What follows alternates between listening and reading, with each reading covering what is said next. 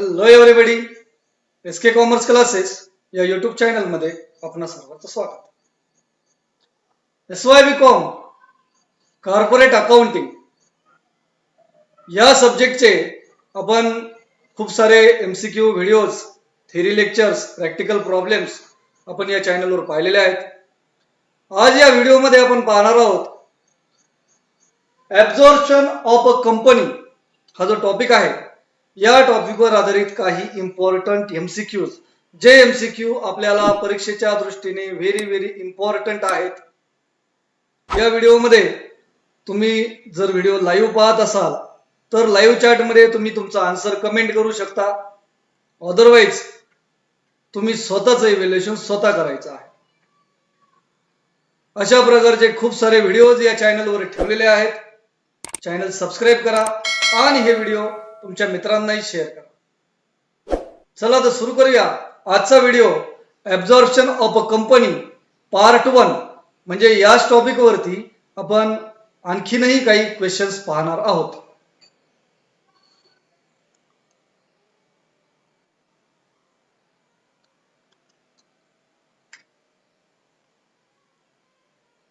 SK commerce classes Sangamner, SY BCom semester 4 corporate accounting, Savitribai Phule Pune university. Multiple choice questions पाहणार आहोत. टॉपिकचं नाव आहे absorption of a company.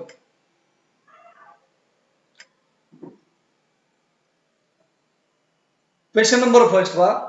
Liquidation of one company and no formation of new company is called. Liquidation of one company but no formation of any new company. नवीन company तयार होत नाही. Liquidation, एक कंपनी बंद होते परंतु नवीन कंपनी मात्र सुरू होत नाही. काय ऑप्शन आहेत पाहूया. इंटरनल रिकन्स्ट्रक्शन म्हणतात का अमलगामेशन म्हणतात, एक्सटर्नल रिकन्स्ट्रक्शन म्हणतात का ॲब्झॉर्प्शन म्हणतात. पहा काय आन्सर आहे. पहा, जे विद्यार्थी लाईव्ह पाहत आहेत त्यांनी लाईव्ह चॅट मध्ये आन्सर द्यायचा आहे आणि जे विद्यार्थी ऑफलाईन पाहत आहेत किंवा नंतर पाहत आहेत त्यांनी स्वतःचं इव्हॅल्युएशन स्वतः करायचं आहे. लाईव्ह चॅट ऑप्शन मध्ये क्वेश्चन नंबर आणि ऑप्शनचा पर्याय म्हणजे ABCD यापैकी काय आहे ते पहा. S, very good answer. एक कंपनी बंद होते परंतु नवीन कंपनी सुरू होत नाही, त्याला ॲब्झॉर्प्शन म्हणतात. Option D is the correct answer here. Yes, it is answer. Next question. 2 or more liquidations and one formation take place in case of dash dash. दोन किंवा अनेक कंपन्या लिक्विडेशन होतात. लिक्विडेशन म्हणजे बंद होतात. दोन किंवा अनेक कंपनी बंद होतात आणि एक नवीन फॉर्मेशन म्हणजे नवीन कंपनी सुरू होते. ते कशामध्ये असतं? ऑप्शन पाहूया आपण. एक्सटर्नल रिकन्स्ट्रक्शन आहे का अमलगामेशन आहे, इंटरनल रिकन्स्ट्रक्शन आहे का ॲब्झॉर्प्शन आहे. तेच ऑप्शन आहेत पहा पुन्हा. Good. 2 or more liquidation and one formation. Very good answer. Majority of students give option B, that is amalgamation, and is the correct answer. Yes. Next question. The amount payable by the purchasing company to the vendor company is called. Purchasing कंपनीने vendor कंपनीला जी पैसे देणे बाकी असतं कशाच्या बदल्यात, business purchase केल्याच्या बदल्यात, त्याला काय म्हणतात असा क्वेश्चन आहे. ऑप्शन पाहूया आपण. रिअलायझेशन म्हणतात का परचेस कन्सिडरेशन म्हणतात, मायनॉरिटी इंटरेस्ट म्हणतात का पुलिंग इंटरेस्ट म्हणतात. Good answer, very good. मित्रांनो, अमलगामेशन आणि ॲब्झॉर्प्शन यामध्ये जी पर्चेसिंग कंपनी असते, पर्चेसिंग कंपनी ज्या कंपनीला परचेस करते त्या कंपनीला परचेस केल्याच्या बदल्यात जी अमाऊंट देणे बाकी असतं त्याला काय म्हणतात असा क्वेश्चन आहे. And answer is option b, purchase consideration. Is it right? Yes, it is right. Next question पाहूया. Which of the following is not true in case of absorption? ॲब्झॉर्प्शनच्या बाबतीत कोणती गोष्ट ट्रू नाही असा प्रश्न विचारला. मित्रांनो, थोडा अंडरस्टँडिंग बेस क्वेश्चन आहे. ऑप्शन पाहूया आपण. One company goes into liquidation, absorption मध्ये एक कंपनी बंद होते. No new company is form, नवीन कंपनी सुरू होत नाही असं सांगितलंय. Is it true? One existing company take over another existing company, एक अस्तित्वात असणारी कंपनी ही दुसऱ्या कंपनीला टेक ओव्हर करते असं सांगितलंय. आणि one new company is form. पहा, ऍब्झॉर्प्शनच्या बाबतीत कोणता पर्याय लागू होत नाही. 3 पर्याय बरोबर आहेत, एक पर्याय चुकीचा आहे. What is the answer? Yes, you know very well, in absorption there is no any formation, and that's why option D will be right answer here. Okay, next question. Which of the following is not method of purchase consideration? खालीलपैकी कोणती purchase कन्सिडरेशनची method नाही? मित्रांनो, तुम्हाला माहिती आहे purchase कन्सिडरेशनच्या खऱ्या 3 पद्धती आहेत आणि एक कॉम्बिनेशन म्हणजे नेट ऍसेट आणि नेट पेमेंट याचं कॉम्बिनेशन, अशा 4 पद्धती तुम्हाला बुक मध्ये सांगितलेल्या आहेत.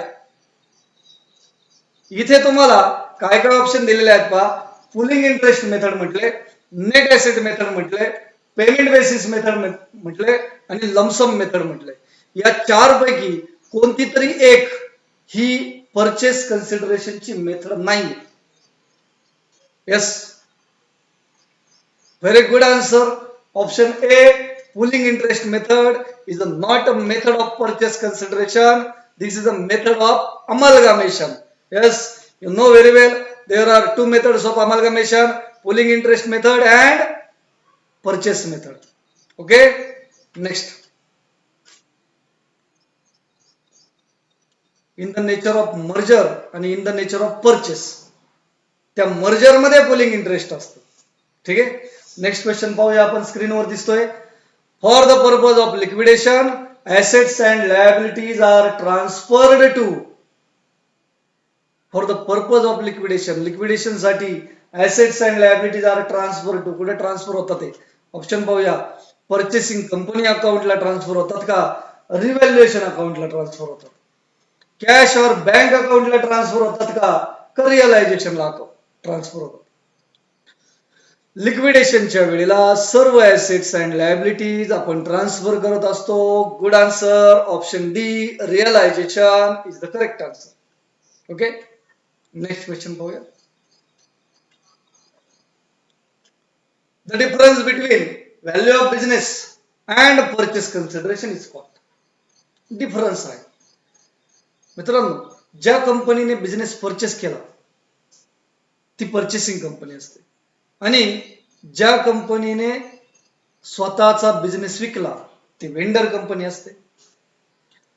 वेंडर कंपनीच्या ज्या काही मालमत्ता घेतल्या, ज्या ज्या किमतीला घेतल्या, that is value of business. आणि त्याच्या बदल्यात जी whatever the amount payable in kind of shares, in kind of preference shares, in kind of debentures, in kind of cash, whatever so, whatever the amount payable is called purchase consideration. Okay, but if both the amounts are different, then it is indicated by which name? This is the question. जर या किमती वेगवेगळ्या असतील तर त्याला काय म्हणतात? वेगवेगळ्या म्हणजे कोणती मोठी कोणती जास्त असू शकते. ठीक आहे, त्यावर वेगळा प्रश्न आहेच. ऑप्शन पाहूया आपण. त्याला गुडविल म्हणतात का, गुडविल और कॅपिटल रिझर्व म्हणतात का, नुसतं कॅपिटल रिझर्व म्हणतात का, परचेस प्राइस म्हणतात? पहा, व्हेरी गुड. जर जास्त पैसे दिले तर गुडविल असतं आणि कमी पैसे दिले तर कॅपिटल रिझर्व असतं. म्हणजे या ठिकाणी ऑप्शन बी हा करेक्ट आन्सर असणार आहे. Very good answer. Okay, next question. In which method the agreed valuation of various assets and liabilities taken over are mention. Purchase कन्सिडरेशनच्या कोणत्या मेथड मध्ये ऍसेटच्या किमती म्हणजे कोणत्या किमतीला त्या टेक ओव्हर केल्या याचं मेन्शन केलेलं असतं, कोणत्या मेथड मध्ये, असा प्रश्न आहे. ऑप्शन पाहूया आपण. नेट ऍसेट मेथड आहे का, पेमेंट बेसिस मेथड आहे, लमसम मेथड आहे का कॉम्बिनेशन मेथड आहे? Which of the following method mention the agreed valuations of various assets and liabilities? And the answer is very good, option A, net asset method is the answer. Okay मित्रांनो, या video पूर्ण पहा, हा video पूर्ण पहा, तुम्हाला नक्कीच व्हिडिओचा फायदा होईल. अशा प्रकारचे खूप सारे व्हिडिओज आहेत, यापूर्वीही आहेत, यानंतरही असणार आहेत, आणि तुम्हाला वेळोवेळी मी ऑनलाईन लेक्चरमध्ये या सर्व गोष्टीचं मार्गदर्शन सुद्धा केलेलं आहे. Next question, when value of business taken over is more than purchase price, purchase consideration, it represented that पहा का, व्हॅल्यू ऑफ बिझनेस टेकन म्हणजे जो बिझनेस घेतला ना तो जास्त किंमत आहे. समजा एखादा बिझनेस घेतला आपण 25 लाख रुपयाला, परंतु त्याच्या बदल्यात आपण देणार आहोत फक्त 20 लाख रुपये. बिझनेस केवढा? 25 lakh, and how much amount we will payable? 20 lakh. म्हणजे इथे आपला फायदा आहे की तोटा आहे? फायदा आहे. ओके, मग त्याला आपण काय म्हणणार, गुडविल का कॅपिटल रिझर्व? पाहू option, goodwill, capital reserve, goodwill और कॅपिटल रिझर्व किंवा परचेस प्राइस. काय म्हणणार पहा, बिझनेसची किंमत जास्त आहे, आपण देणार कमी आहे. Very good answer, capital reserve is the answer here, option b. Next, when one of the existing company take over business of another company or companies, it is known as dash dash. एक company ही दुसऱ्या कंपनीला किंवा अनेक कंपन्यांना purchase करते, take over करते, त्याला काय म्हणतात? अमलगामेशन म्हणतात का इंटरनल रिकन्स्ट्रक्शन म्हणतात, ऍब्झॉर्प्शन म्हणतात का एक्सटर्नल रिकन्स्ट्रक्शन म्हणतात? Good answer. एक कंपनी अनेक कंपन्यांना टेक ओव्हर करते, take over, not purchase only share capital, take over the entire business. Yes, our topic name is absorption and is the correct answer, option C. Next question पाहूया. While calculating purchase consideration, the dash dash of assets are considered. ज्या वेळेला आपण PC calculate करतो, problem सोडवताना आपल्याला purchase कन्सिडरेशनचं calculation करायचं असतं, हे आपल्याला माहिती आहे. त्यावेळेला ऍसेटचा कशाचा विचार केला जातो? ऍसेटचा कशाचा? आता आपण पहिल्यांदा ऑप्शन पाहूया.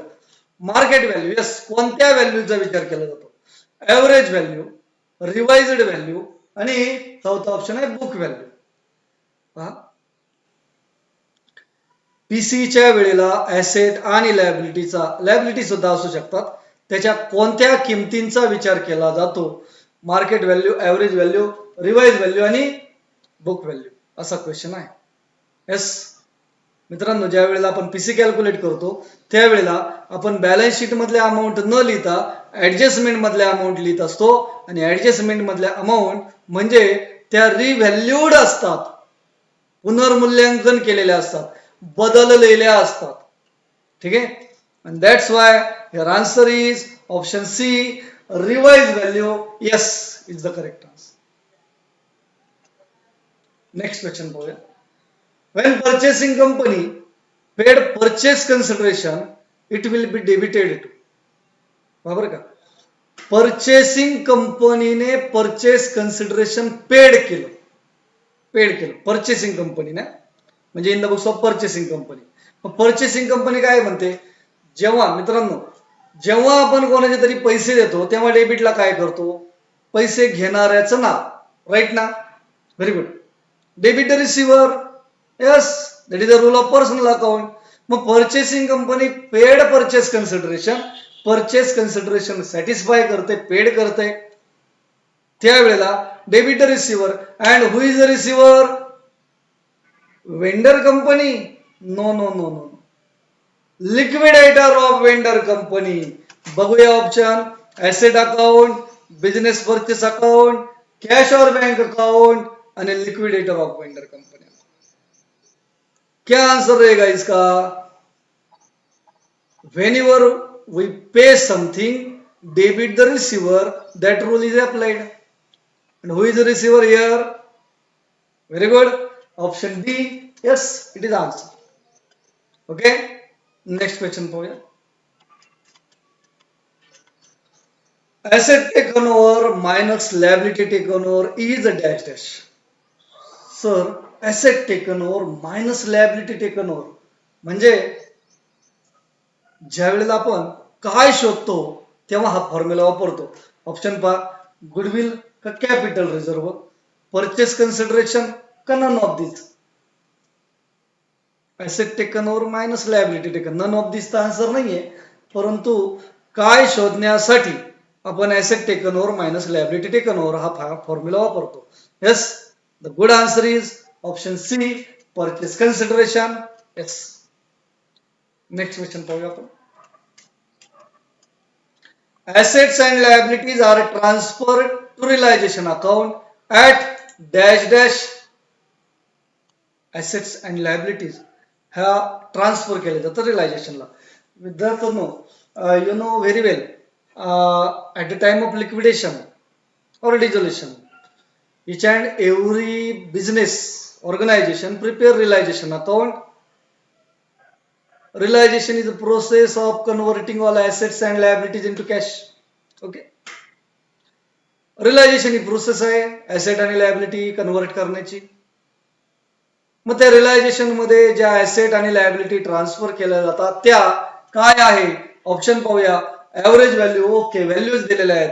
मार्केट व्हॅल्यू, बुक व्हॅल्यू आणि रिवाइज व्हॅल्यू. बॅलन्स शीट मध्ये ज्या किमती असतात त्या जशाच्या तशा आपण रिलायझेशन अकाउंटला ट्रान्सफर करतो. राईट. काय आन्सर येईल इथे बघा बरं. Good answer option C, book value means the values indicated in our balance sheet. Okay. Yes. In absorption, there is one liquidation and dash dash formation of company. Absorption मध्ये एक liquidation आहे आणि dash dash formation of company. पुन्हा repeat झालाय question पहा. Absorption मध्ये नवीन company तयार होते का आणि किती होतात? पहा ऑप्शन. 1, मेनी, नो आणि 2. ऍब्झॉर्प्शन मध्ये एक कंपनी बंद होते आणि किती कंपन्या तयार होतात? क्या पता. अरे नो फॉर्मेशन म्हणजे option C will be right answer here. Okay. Next question. If purchase consideration is more than the net asset of transferor company, then the difference will be shown as dash. पहा, हा क्वेश्चन अगोदरही झाला, आता पुन्हा आला. थोडस सेंटेन्स स्ट्रक्चर बदल. परचेस कन्सिडरेशन जास्त आहे म्हणजे परचेसिंग कंपनी पेमेंट जास्त करणार आहे. कशापेक्षा? बिझनेसच्या व्हॅल्यूपेक्षा. म्हणजे बिझनेस होता 50 लाखाचा, परंतु आम्ही देणार आहोत 60 लाख रुपये. हमने बिजनेस परचेस किया 50 लाख रुपए का, लेकिन हम देने वाले हैं उसके बदले में 60 लाख रुपीस. तो जो 10 लाख रुपीस ज्यादा देने वाले हैं, यस, उसे क्या बोलते हैं? गुडविल बोलते हैं, परचेस प्राइस, कैपिटल रिजर्व, और लास्ट आंसर इज गुडविल और कैपिटल रिजर्व. क्या बोलते हैं? डेफिनेट आंसर चाहिए. Yes, very good answer. Option A, goodwill is the right answer here. Next question. General reserve or profit and losses are transferred to dash dash account. Yes.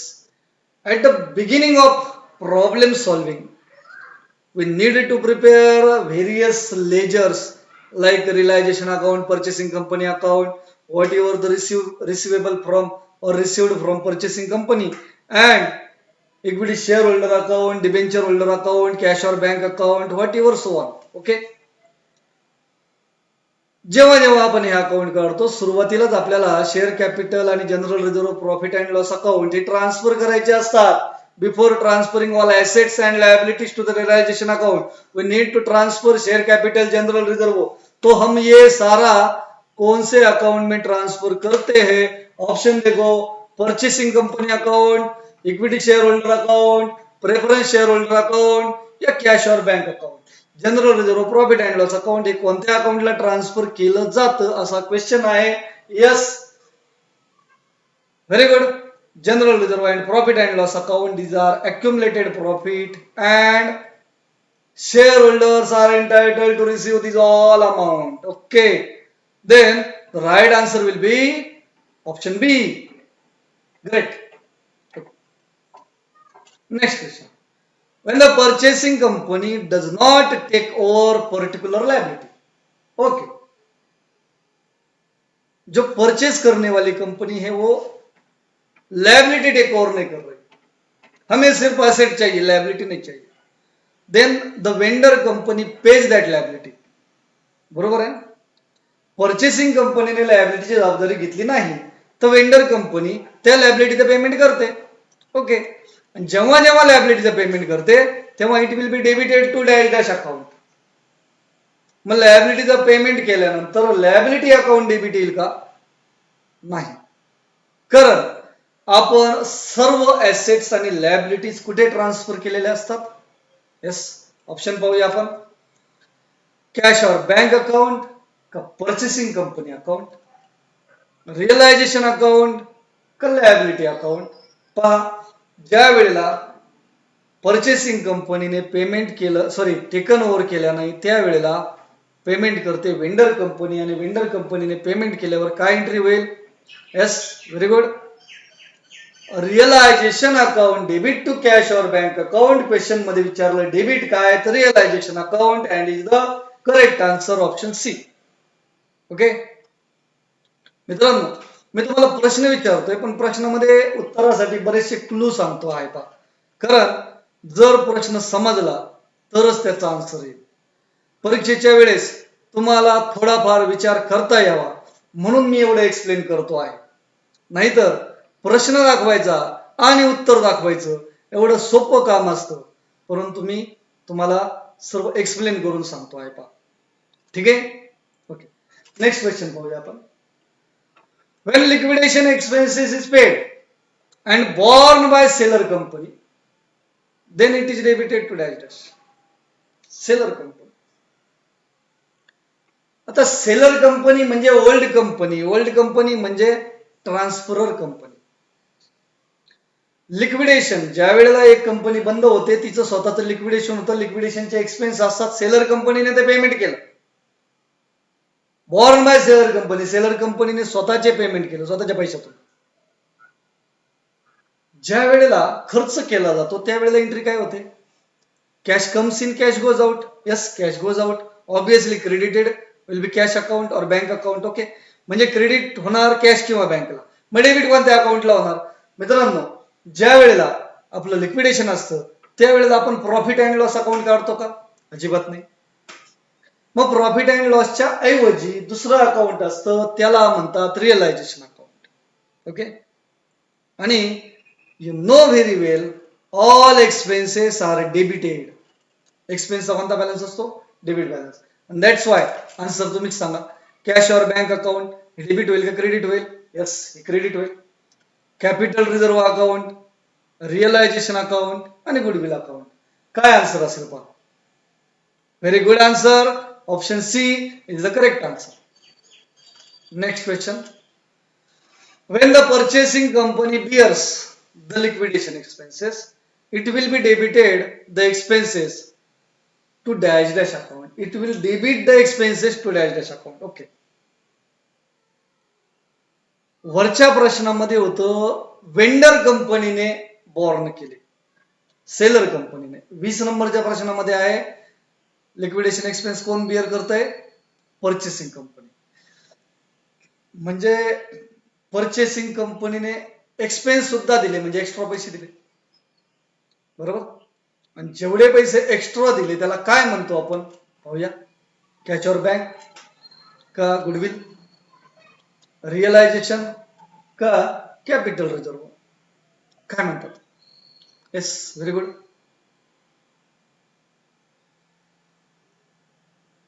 Amount paid केली कोणी? Purchasing company. Business विकत घेतला, पुन्हा त्यांचा खर्चही केला, म्हणजे पैसे जास्त दिले ना. जास्त पैसे दिल्यावरती काय वाढेल? गुडविल वाढेल ना. Very good. Option B will be right answer. Okay, next question. Share received from the purchasing company are recorded at dash dash.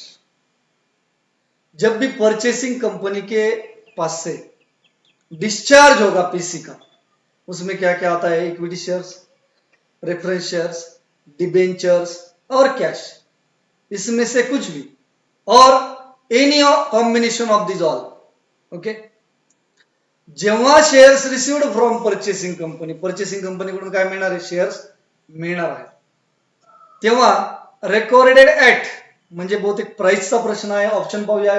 Price आहे, face value, market value, average value आणि रिवाइज्ड व्हॅल्यू.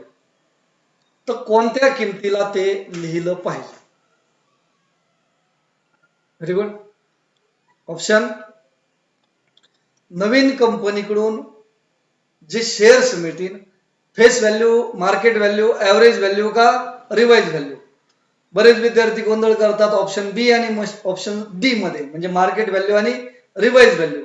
चेक करा which your answer. Yes, revised value, option D is the answer. म्हणजे नवीन ज्या किमतीला आले त्या किमतीला ते आपण लिहायला पाहिजे. Okay, next question. According to accounting standard dash dash amalgamation and absorption is the same thing.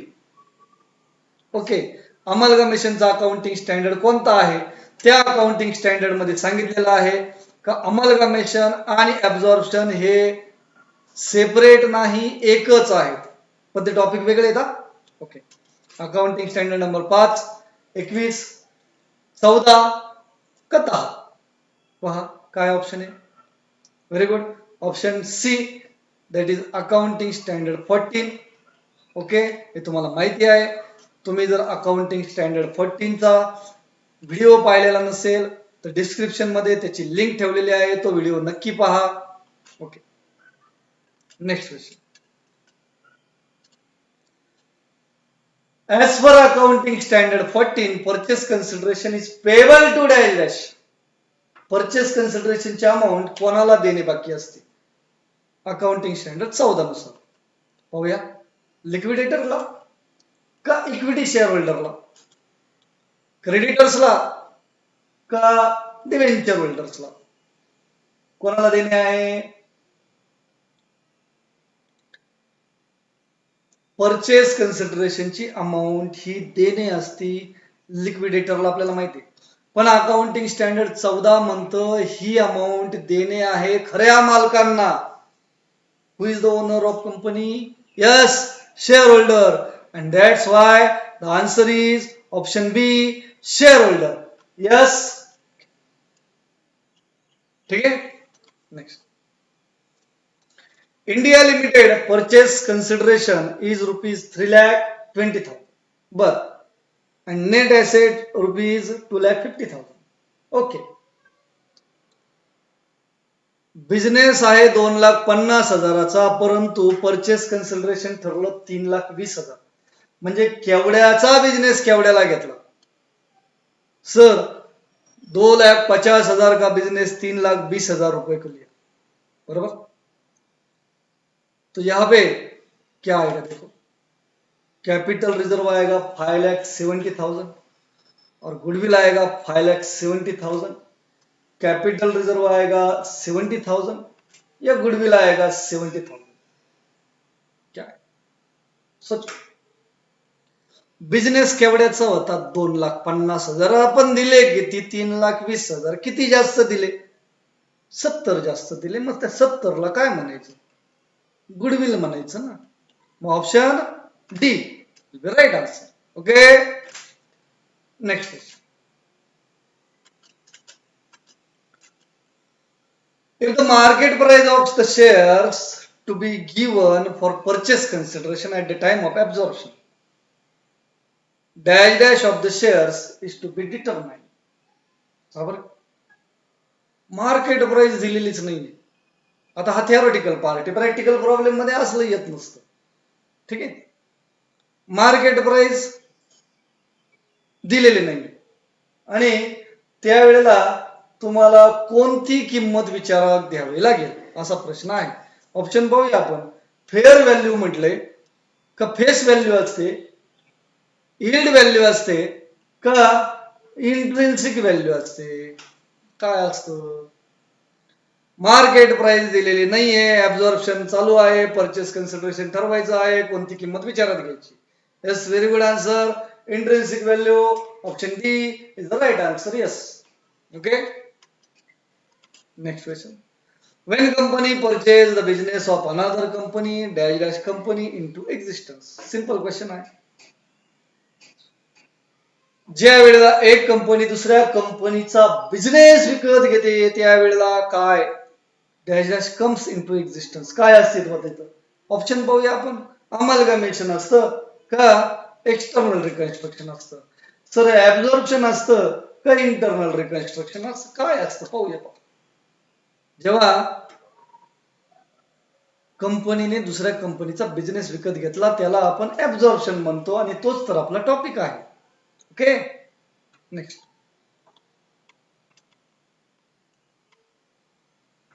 हा प्रश्न आहे. Net asset of PQR for purchase consideration worth ₹5 lakh. But at the time of absorption, the company has paid 30,000 equity shares each of ₹10 at 20% premium, and the remaining cash will be dashed. Okay. मुलांना पहा, बिझनेसची value झाली 5 लाख रुपये. किती झाली? 5 लाख रुपये. 5 लाख रुपये द्यायचे, पण 5 लाख रुपये कसे देणार? 30,000 शेअर्स देणार. केवढ्याचा? एक 10 रुपयाचा. जर तो 10 रुपयाला विकला असता तर 3 लाखाचे झाले असते ना, पण तो विकला केवढ्याला? 20% प्रीमियमने, म्हणजे 10 रुपीज प्लस 20% म्हणजे 12 रुपीज, 12 रुपयाला विकला. मग 12 रुपयाला एक तर 30,000 शेअर्सचे किती? 12 रुपये गुणिले 30,000 शेअर्स. ओके ओके, मग एवढे पैसे गेले आणि 5 लाख रुपयातले किती रुपये बाकी राहिले तेवढे आपल्याला कॅश द्यायची आहे. ऑप्शन पाहूया. ₹2,40,000 का ₹2 लाख, ₹1,40,000 का ₹1 लाख, काय असं? 5 लाखातले 30,000, 10, 20%, 12 रुपयाप्रमाणे झाले 3,60,000. Very good answer.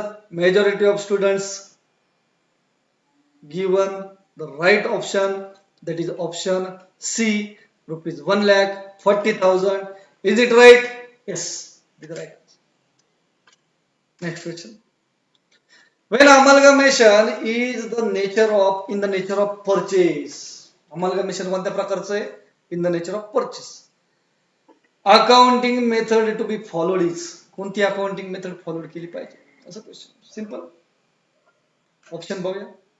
Purchase method वापरली पाहिजे का पुलिंग इंटरेस्ट मेथड वापरली पाहिजे?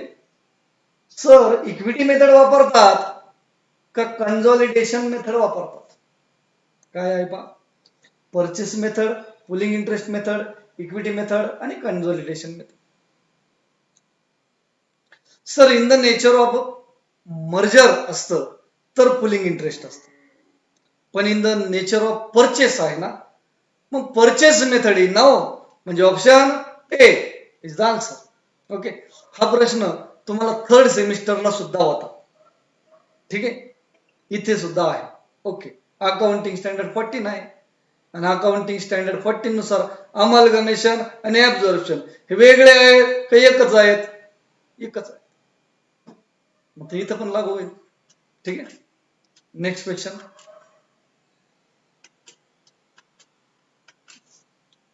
The vendor company transfer preliminary expenses at the time of absorption to dash dash. Preliminary expenses म्हणजे हा थोडक्यात मिसलेनियस एक्सपेन्सेस आहे. हा अक्युमुलेटेड लॉस सारखाच काम करतो. हा लॉस आहे आणि सर्व तोट्यांचे जबाबदार पर्सन कोण असतात? यस, पर्चेसिंग कंपनीला दिला जाईल का इक्विटी शेअर होल्डरला दिला जाईल? प्रेफरन्स शेअर होल्डरला दिला जाईल का कॅश और बँक अकाउंटला ट्रान्सफर करून टाकायचे? प्रिलिमिनरी एक्सपेन्स कुठे ट्रान्सफर करायचे? यस, प्रिलिमिनरी एक्सपेन्स म्हणजे हा लॉस आहे आणि तो लॉस ट्रान्सफर होईल इक्विटी शेअर होल्डर अकाउंटला. Yes, it is correct answer. मित्रांनो, तुम्हाला अशा प्रकारचे व्हिडिओज पाहिजे असतील, व्हिडिओ पाहिल्यानंतर तुम्ही कमेंट करा. खाली जो नंबर दिलेला आहे त्यावरती तुम्ही तुमच्या शंका विचारू शकता. निश्चितच तुमच्या शंकांचं मी ते जे काही डाऊट्स आहेत ते क्लिअर करण्याचा प्रयत्न करेन. आतापर्यंत तुम्ही जेवढे प्रश्न सोडवले हेच प्रश्न तुम्हाला तुमच्या मोबाईलमध्ये क्वेश्चन पेपर फॉर्मॅट मध्ये पाहिजे असेल तर डिस्क्रिप्शन मध्ये एक लिंक आहे, ती लिंक ओपन करा, तुमचे डिटेल्स फिल करा आणि मला प्रश्नपत्रिका सबमिट करा. पहा, निश्चित तुम्हाला परीक्षेसाठी मी चांगल्यात चांगला पेपर जावा यासाठी वेगवेगळे प्रयत्न करीत आहे. शेवटचा प्रश्न पाहूया आपण. For purchase consideration due vendor company debited dash dash account. Vendor company debited म्हटले. Purchase consideration due vendor company, yes, okay, due आहे. मित्रांनो, आपण कोणालाही काहीतरी विकलं तर त्याच्याकडून पैसे येणे बाकी असतं आणि ज्याच्याकडून पैसे येणे बाकी असतं त्याचं नाव अकाउंट डेबिट लिहितो आपण, राईट ना? मग कोणाकडून पैसे घेणे बाकी आहे? पाहूया option. Purchasing company account, share holder account, cash और बँक अकाउंट का रिलायझेशन अकाउंट? डेबिटेड म्हटले. Good answer. Purchasing company, option A is the right answer. म्हणजे परचेस कन्सिडरेशन ड्यू ची एंट्री असते आपली purchasing company account debit to realisation account. जर credited असतं तर टू रिलायझेशन म्हणजे रिलायझेशन अकाउंट हे उत्तर आलं असतं. ओके, तुम्ही निश्चितच व्हिडिओ तुम्हाला आवडला असेल. परीक्षेला खूप खूप हेल्पफुल असा हा व्हिडिओ आहे. डिस्क्रिप्शन मध्ये पहा, आणखीनही व्हिडिओच्या लिंक आहेत. तुम्ही जर या चॅनलवर नवीन असाल तर चॅनल सबस्क्राईब करा आणि हे व्हिडिओ तुमच्या फ्रेंड्सलाही शेअर करा. Thank you very much for watching this video. Best of luck for your exam. Okay.